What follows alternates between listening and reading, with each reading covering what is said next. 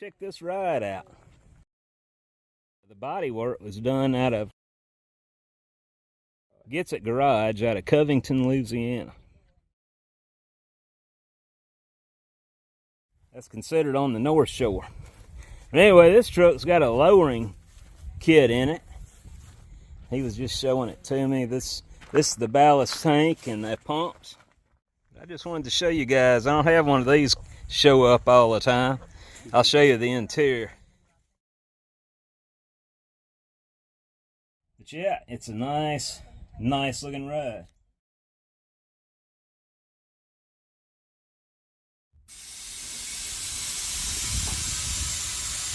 Oh, I thought it went up. That thing goes down. Yeah, that's all the way down there. Well, that'd make it easier to load, wouldn't it? And it lowered the front too, didn't it? Yeah, it lowers all of it.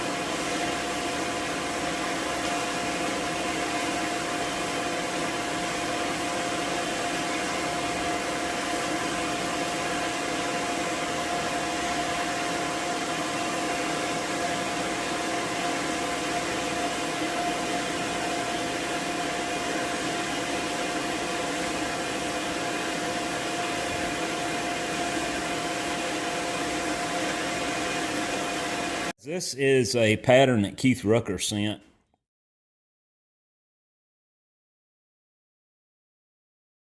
And I believe it goes on a LeBlanc lathe. It's the nut that your lead screw goes through for your crossfeed. It'll have a hole machined in it right here for the lead screw, and then it may get machined up here. I know it's going to get turned on the outside. Josie jumped ahead of me. I was going to get this on video making the mold. I didn't realize she was going to knock this out last night, so I can only show you the finished casting. We got a very big riser that we got to cut off on the side of it. I would like to say both sides look just like this, but they don't. This end looks good. This end looks good. That looks decent, but that looks like crap right here. I had a riser, an open riser, since we were casting this on its side, coming up here, and we put a big enough radius there, but it still shrunk some of the material down around those areas. We got to cast some more anvils, and I want to ram this up with them because they get cast vertically like that. And I can put my riser right here on the top.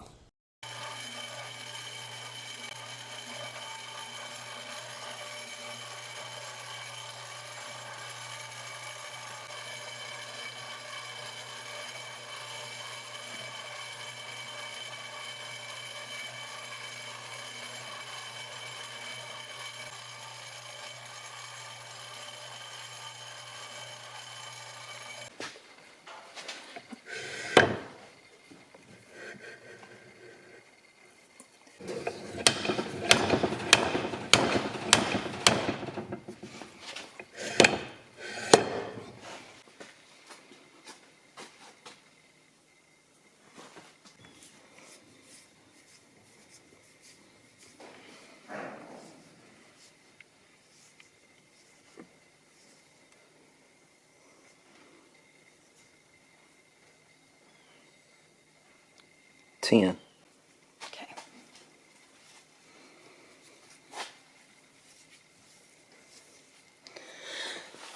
Saying it cracked but didn't crumble. Yep. Alright. So Keith Rucker gave me this. This is actually it's to test the green strength of sand on its binder. And as you crank this cam up, I'm not going to dry fire it, but this, as you crank it, drops the weight. And we set a limit of 6 whacks. We're trying to get our binder strength back to where it should be. And Josie is adding certain ingredients back to it on the Petrobond end. And we also have to do the same process for the green sand. And this Petrobond had started breaking down pretty bad, so we had to reconstitute it. Now, after we get through ramming our cylinder in a 2-inch, this is a 2-inch by 4-inch PVC pipe, the plunger goes right down through the middle, rams that. Then we cut the tape on the side, remove the cylinder of sand, and from there it goes on this medieval looking machine. It's actually a precision spring tester from the 1930s or 40s, but it works ideal for this, and the scale is sensitive enough for what we're doing here. No, it's not calibrated, but it's our set standard to test our green strength. The core print is smaller than the core itself. Even though I tried to dress that out as good as I could, I think I crumbled sand when I was pushing this down in there. And with that said, it wasn't letting the core go all the way down where the core print is. And when the metal was going in there, it was getting in between that air gap and washing that sand up to the surface here. And that's what you were looking at. The mold was 3 weeks old, and I was thinking, okay, so it pulled water like a wick from the main mold back into the core, but that wasn't steam. That was definitely trash, and I am almost positive it came from this situation here. So on this side, with the draft down, we're looking at 6.5 inches on the actual core width, and we'll call that the width, the height. And it's 6 5/8 on the core prints, which is fine for this side here. But when you come around here to the back side, all right, so 1/2 of your core print is for this side, the other half of the core print is for this side, which is going to be the same. They both check 6 5/8 on the narrow side. And we have 6 3/4 here. So I definitely have to trim some of the bank down on this side. Unlike the patterns, which are split, the core is solid, which is no problem. I mean, I don't mind doing that at all. And for that matter, I don't even have to dress an angle on there to match the print. I can just go with a 90-degree ledge here. The ends are going to be a different situation. The core print leaves an area of 8 5/8 length. I have 9 inches. And even on the narrow side, it's 8 5/8. 8 5/8. So this would fit on one half of the mold, but on the other half, I would need to make that oversize. Now, like I said, I could go ahead and glue some shim stock all the way around on the side opposite that this is going to be for the cope side, and give me that additional clearance. But we're just going to shave this down again. And like I said, we're going to dump the mold. We'll dry fit it. Then we will disassemble it, take the core back out, turn everything on edge, and blow any loose sand that may have accumulated or got scrubbed when we were doing the assembly. I got buzzed with that emergency alert crap. I got a good 10 seconds of radiation anyway before I got this thing off, if there's anything to my tinfoil hat sources. I do find it funny that Dollar come in here whining, even after I cut the phone off. It was all happening within seconds of each other. It's kind of like she may be picking up something off of that tower there. But anyway, they got me, guys. I don't know how much longer I got. 10 seconds worth anyway.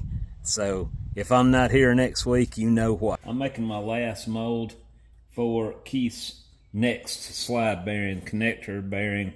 I forget what they call it. Anyway, I snapped this piece of sand off last night, and I got to looking at them. This one doesn't look too bad, but on this one, see that little, see the finish right here? If you look, does that help? Anyway, that grabbed that whole cone of sand and pulled it off. So we're over here on the oscillating spindle sander, and Mr. Larry Schweitzer, he's the one that donated this machine. I always like to make sure I mention those guys, but I have used this extensively for touching up patterns. This is primarily for making patterns. Since I do not know the approximate angle, we're just going to eyeball it with this, and this table rotates. I see a little hairline crack there, so I'm going to keep tilting the table. So now I'm going to gently bring the table back until that closes.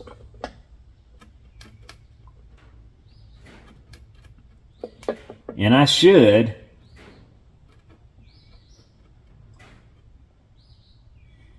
a little more, and I'm going to lock it in place right there, and I'm going to crank it up, and I'm going to take just a very light touch off of this. The good thing about an oscillating sander like this, it goes up and down, it doesn't leave those circular grooves in the finish. It keeps everything polished up and down as it goes. Crank up the inverter.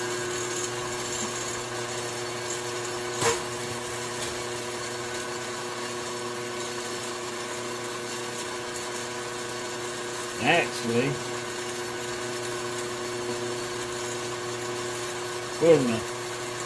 so I just touched off on it just a little bit. Looks like we need to adjust the angle a little more.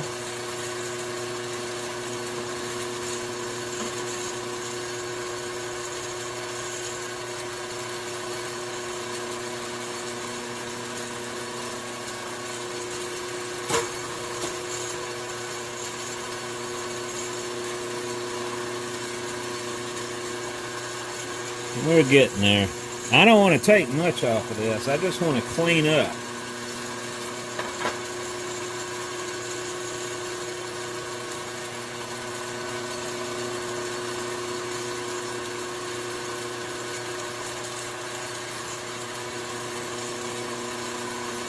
On it right here.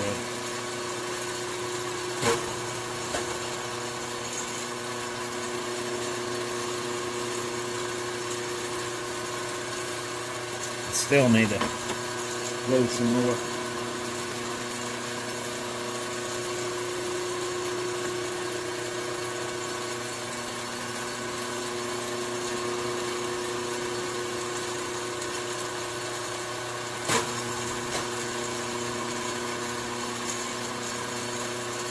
A little bit more.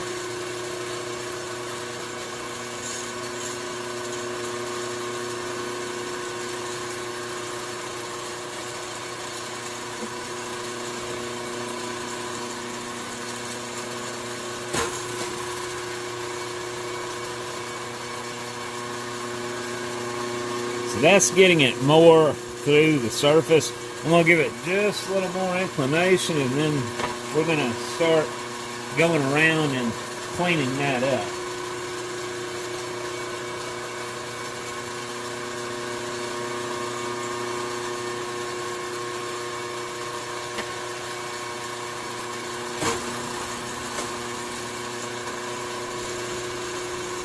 Yep. Alright, so now I'm getting all the way from top to bottom. So I want to leave that angle right there. Now, I'm not going to hit this hard.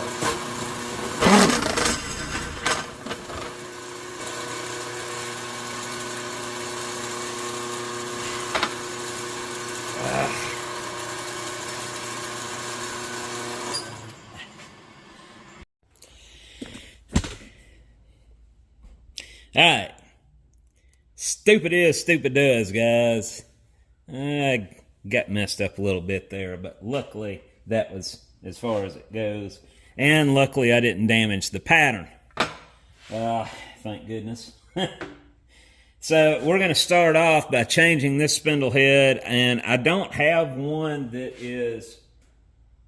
I've got one that's very small, but not quite... we're going to have to put a smaller spindle in here. Never do what I just did. Learn from my mistakes, right? Luckily, I don't think I broke a hand. So, let me go get my wrench. Let's see. And always make sure everything's powered off.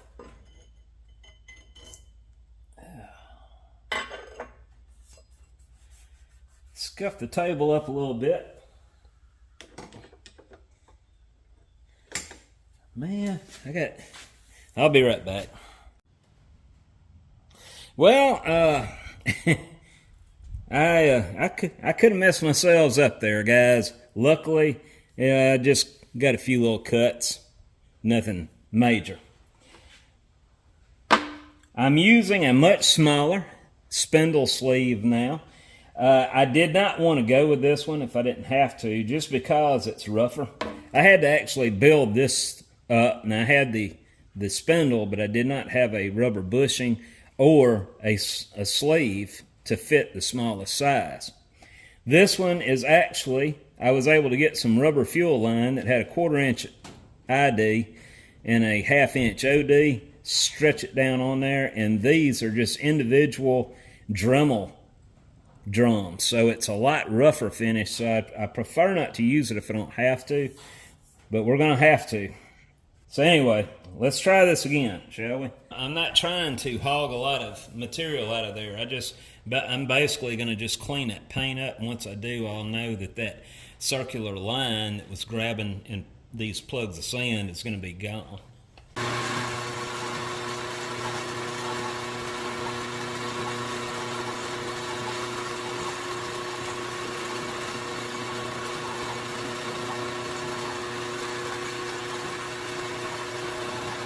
See, I'm not removing that much. Just a little bit.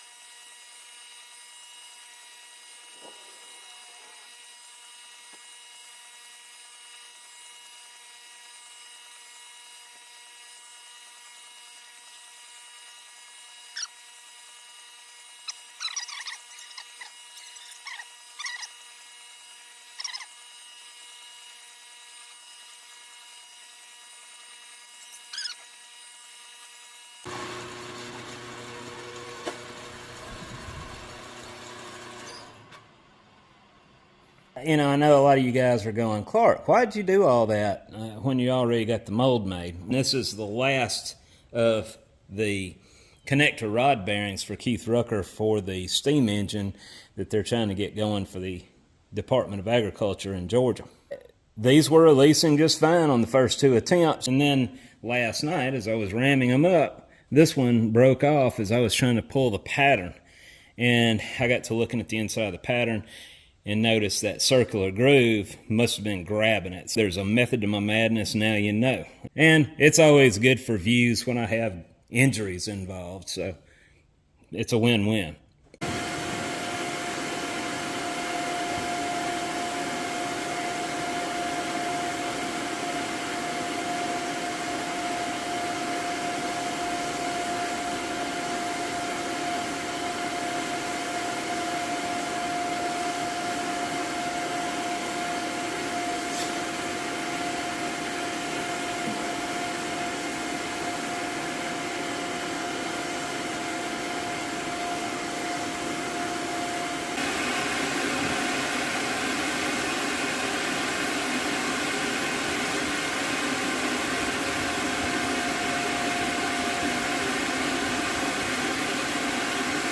Oh, crap. Get that. To better explain my dilemma here, if you're at a loss, I forgot to cut the runner from the sprue into the gating system, which isn't the first time I've done this and won't be the last, but now you know. We were able to save this mold just by punching a new sprue in, and then from there taking the mold apart and cutting a new channel into the main runner system. So it wasn't a lost cause. And I did have other molds down the line, but those were going to be for a different customer for a different material. So I have to keep all of this material separate for each job. So I only had an ingot tray that could hold about half the volume of what we had in there. So what we ended up doing was dumping as much as we could in the dual ingot tray. Then we also scrounged up something at the last second to pour another 10 pounds into. And then from there, I had to put the crucible back in the furnace, put more glass in, keep it hot as the ingot tray solidified enough to where we could beat it out of there and then pour the rest in. So we didn't lose any material on that, luckily, but it was very close.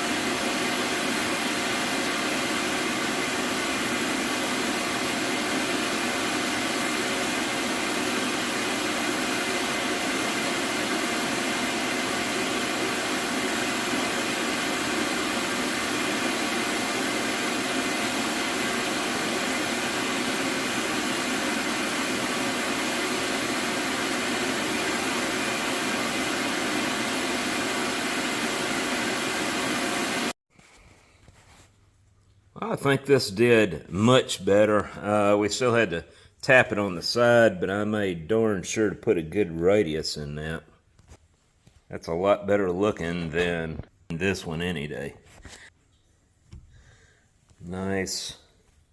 It's a little extra work to make these cast vertically like that, but it sure makes a difference in the finish on both sides. But right here is where it's at, right here at the edge of the hole. That's 170 thousandths, and it finally levels out about right here.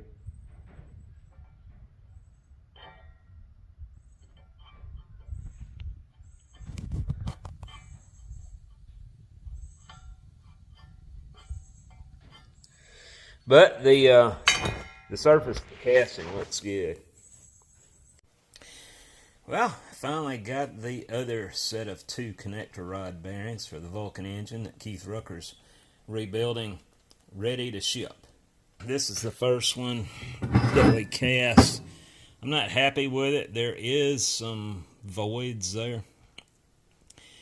And, you know, if you look at something too long, you'll keep recasting it until you just completely went off in the hole, right? So we can't do that. We did our best to try to take every precaution necessary to make sure that didn't happen again on the second one. And the bearing material was a little different in this one. from the other one, which caused a little shrinkage right here. I measured it and I sent the information to Keith and had him call me on it, and he said that this is going to work. And along with those two bearings, we're going to send this LeBlanc lathe nut, which if I cast any more, you won't see that. We're going to cast them.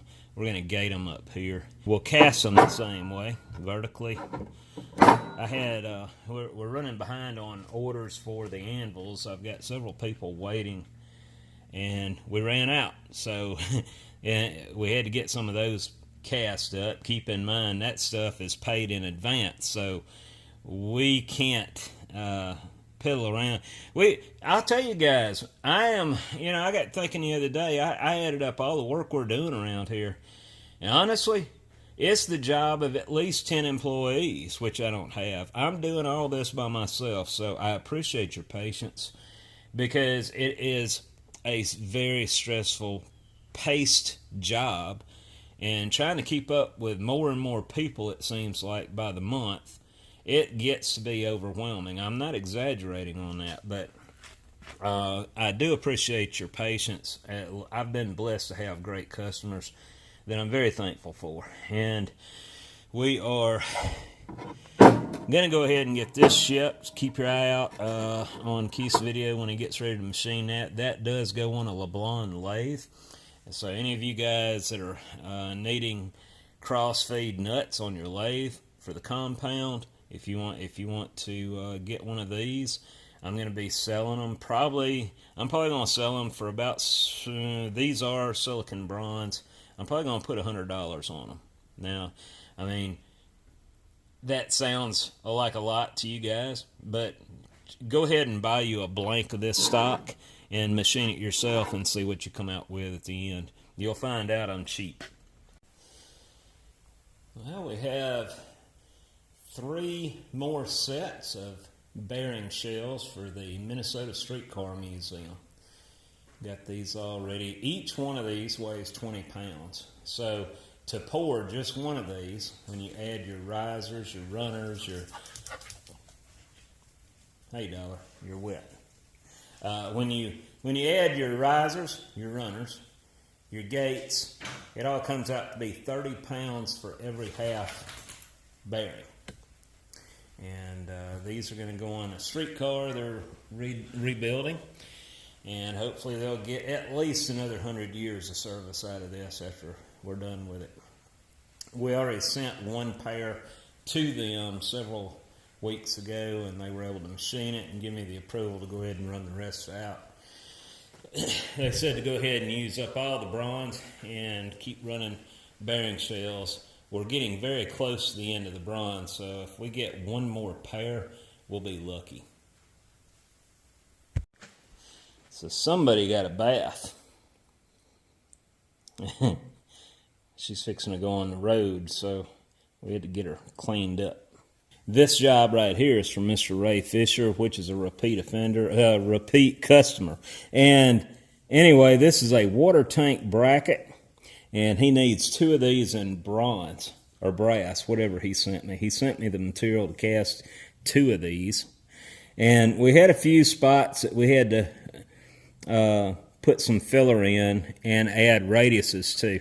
Originally, the pattern had all that, but when you cast something, the radiuses turn into sharp corners as the material solidifies, cools down, and draws in. So we have to go back when we're using an actual casting like this and do some rework to areas like that in order for the final casting to turn out right. Now, if we were to try to round this up as is before we touched it up, we would have had cracks all in the casting where sharp corners already were. It would just be a crevice going down in between the 90-degree point. This right here is a flywheel that's made out of solid brass, and we're going to use it for a pattern to cast 2 cast iron ones for Mr. McMillan, who I will be seeing when we go to Soule. This is a 12-inch diameter wheel. This here, these are Flintlock rifle parts, yellow brass. that we are making for another customer. This is a butt plate. Haven't cut the gating off of them yet. That one's got to be remelted. This is a job we're doing for Randy Richards. We'll do a video on molding this up. This is for a Parker Vise, a clip, and we're going to try to make a production pattern for these because a lot of people are looking for this. So you will be able to get these exclusively at Windy Hill Foundry. And Randy, I haven't forgot you. It's coming, buddy. I just haven't had a chance to get to this point. And you guys know that Windy Hill Foundry also makes replacement parts for cane mills. This is a different kind of cane mill knife that I'm not familiar with. I forgot what kind of cane mill this goes on. It's for a Mr. Charlie Wilson out of Sebastopol, Mississippi. And this one is going to be kind of, I'm still scratching my head on how to mold that. Some very irregular parting lines going on there. So I'll do a video on that when we get ready. And another cane mill part. We have done, I don't know how many of these covers for these cane mills. They often get broke and they send them to us and we recast them. And this is a part for Mr. Steve McKinley. We cast that. It's an engine part for in a vintage Chevrolet car. And we cast it solid, then he machined the inside of it. He didn't have a way to stress relieve it, so I told him to send it back to us and we'll get that stress relieved. And I did that, and I forgot about it. I forgot to send it back to him. So that's on the list to take care of this week. This is some of the other jobs on the back burner waiting for us to get to. And this customer is patiently waiting on one more of these wheels.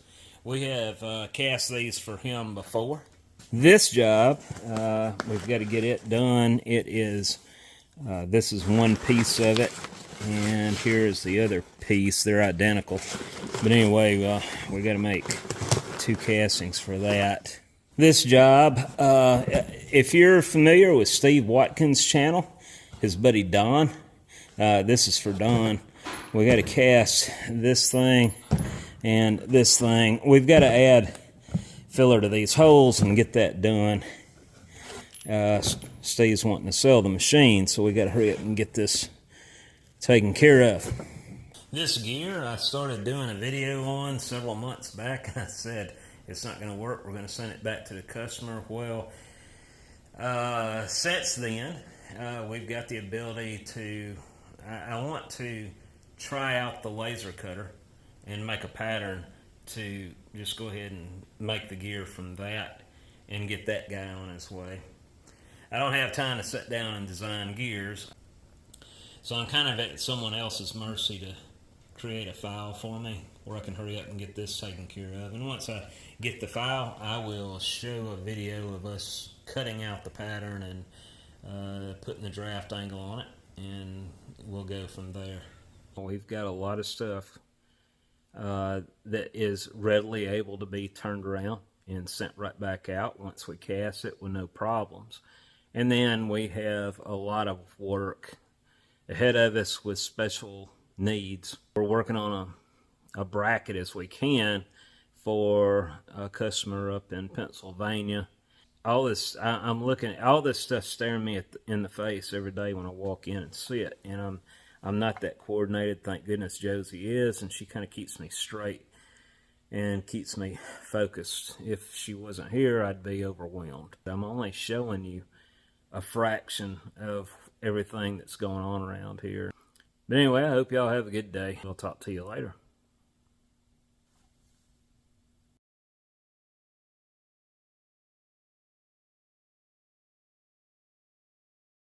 For those who have been asking about the Windy Hill Foundry hats, these are now available on my website, windyhillfoundry.com, under stores, or you can click on the above link. These are on the pricey side, but keep in mind the shipping is included. Have a good day.